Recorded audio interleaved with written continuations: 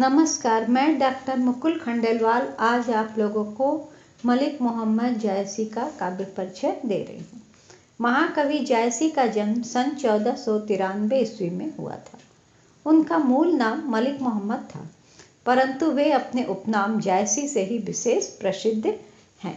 जायसी एक आंख से अंधे तथा देखने में कुछ कुरूप भी थे, परंतु बाह्य कुरूपता और असमर्थता के अभिशाप को बावजूद उनको ईश्वरीय ये वरदान था कि उन्हें नैसर्गिक प्रतिभा प्राप्त थी।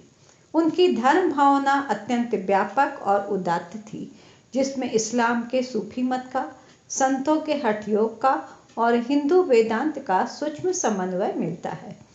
इस्लाम के मूलभूत सिद्धांतों के पक्के अनुयायी होते हुए भी वे हिंदुओं की दार्शनिक और धार्मिक परंपराओं से अत्यधिक प्रभावित थे। उनकी 3 रचनाएं प्रसिद्ध हैं: अखरावट, आखिरी कलाम और पद्मावत। इनमें अखरावट तथा आखिरी कलाम में ज्ञानोपदेश कथन है, जिसमें इस्लाम के सिद्धांतों का ही प्रतिपादन किया गया है। परंतु जायसी को वास्तविक ख्याति जो प्राप्त हुई वो पद्मावत के द्वारा मिली। पद्मावत एक ऐसा प्रेमाख्यान प्रबंध काव्य है जिसमें सिंघल द्वीप की राजकुमारी पद्मावती और चित्तौड़ के राजा रत्नसेन की प्रेम कहानी का वर्णन है। इसकी कथा में इतिहास और कल्पना का अद्भुत मेल है। वह इतिवृत्तात्मक होते हुए भी रसात्मक है। भारतीय आचार्यों द्वारा प्रतिपादित महाकाव्य की कसौटी पर पद्मावत यद्यपि खरी नहीं उतरती, उसमें अनेक कमियां दृष्टिगोचर होती हैं, परंतु हमें इस बात का ध्यान रखना चाहिए कि जायसी ने पद्मावत के रूप संगठन में फारसी की मसनवी शैली का अनुसरण किया है। वह भारतीय चरित काव्यों की भांति सर्गबद्ध शैली में नहीं लिखा गया है।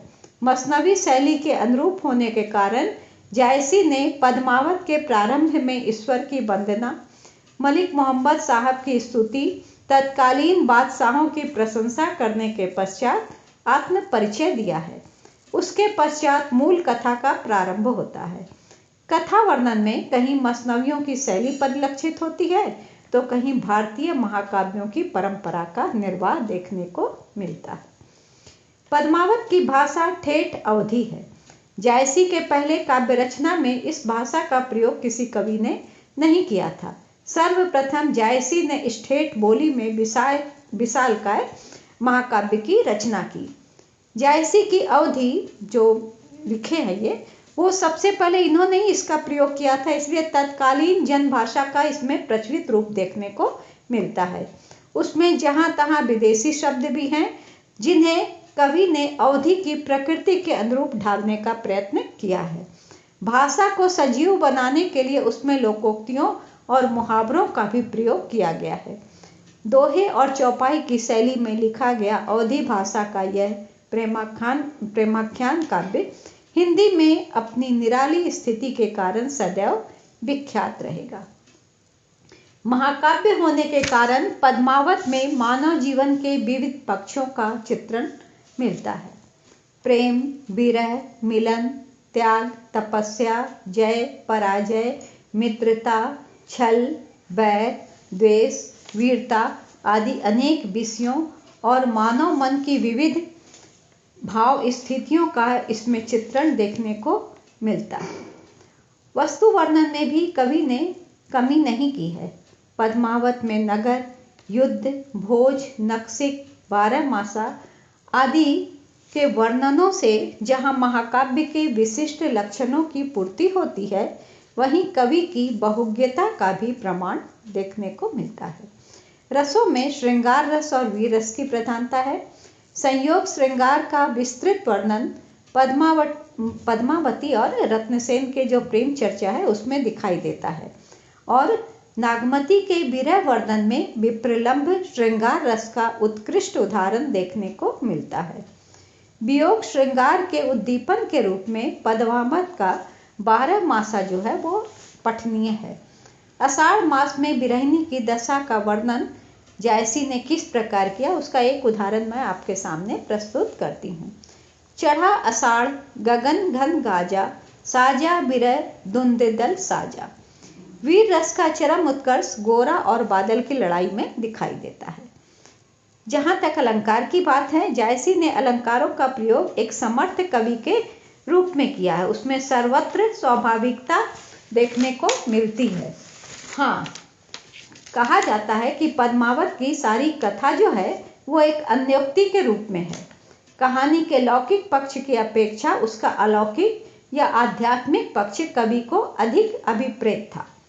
पद्मावत को अन्योक्ति रूप में ग्रहण करने पर चित्तौड़ तन है, राजा मन है, सिंघल हृदय है, पद्मिनी बुद्धि है, हीरामन सुग्गा गुरु है, नागमती सांसारिक गोरख धंधा है, राघव चेतन शैतान है और अल्लाउद्दीन माया है।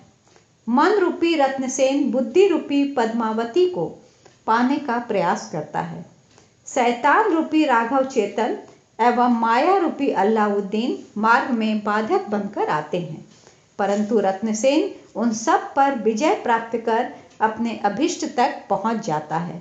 सूफी साधना के संदर्भ में अन्योक्ति का आशय यह है कि आत्मा रूपी रत्नसेन परमात्मा रूपी पद्मिनी को पाने का प्रयत्न करता है और मार्ग की अनेक बाधाओं को पार कर वह अपने उद्देश्य में सफल होता है। पद्मावत में अलौकिक पक्ष की विद्यमानता को स्वीकार करते हुए यह कहा जा सकता है कि जायसी इस आध्यात्मिक संकेत को पूर्ण रूप से निभा नहीं सके।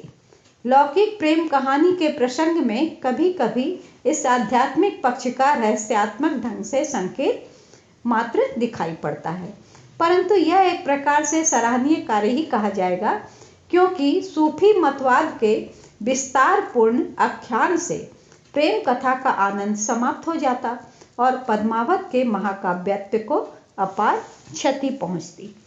तो ये है मलिक मोहम्मद जायसी का काव्य परिचय। धन्यवाद।